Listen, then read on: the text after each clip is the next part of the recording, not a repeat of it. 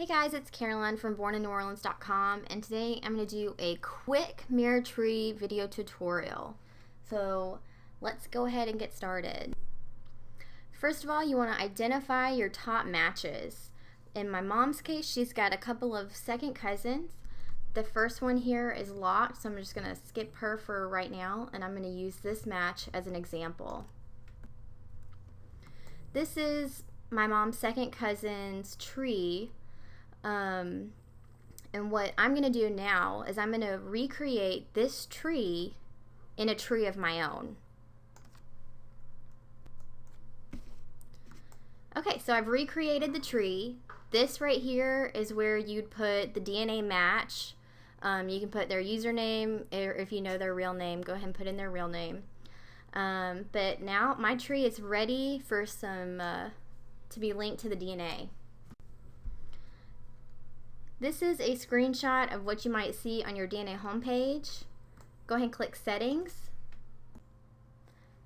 Okay, so scroll down to where it says Family Tree Linking and click Edit.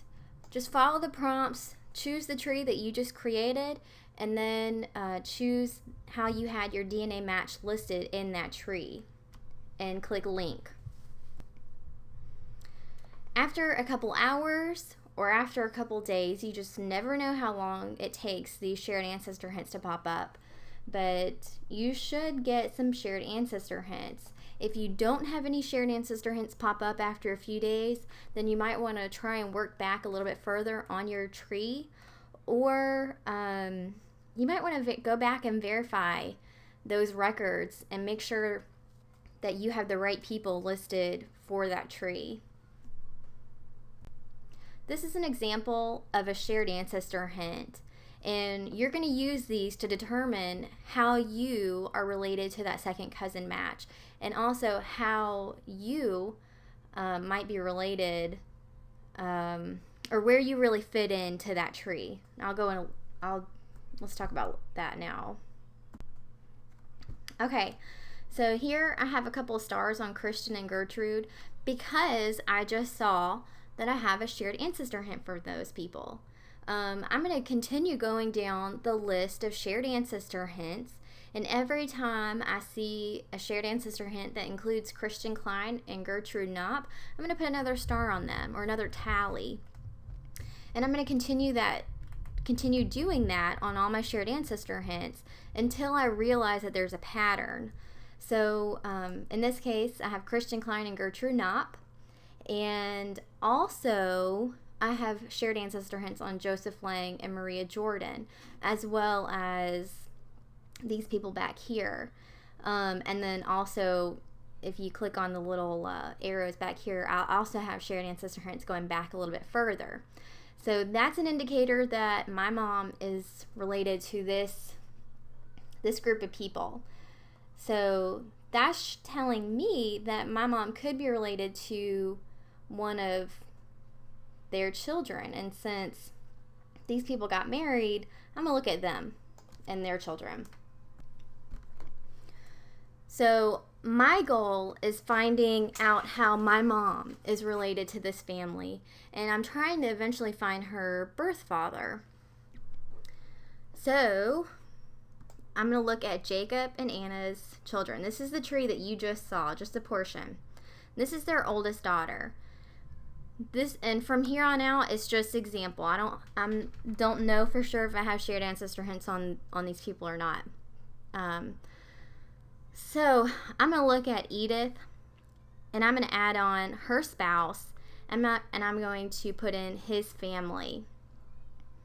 I'm gonna link my mom's DNA to one of their children. Say for instance I get some shared ancestor hints for all of these people. I get shared ancestor hints on every line. Well then, now I'm going to look at the next generation. I'm going to look at their children. So I'm going to go from the oldest to the youngest. That's just how I do it. I'm going to look at this daughter and add the spouse and the spouse's family.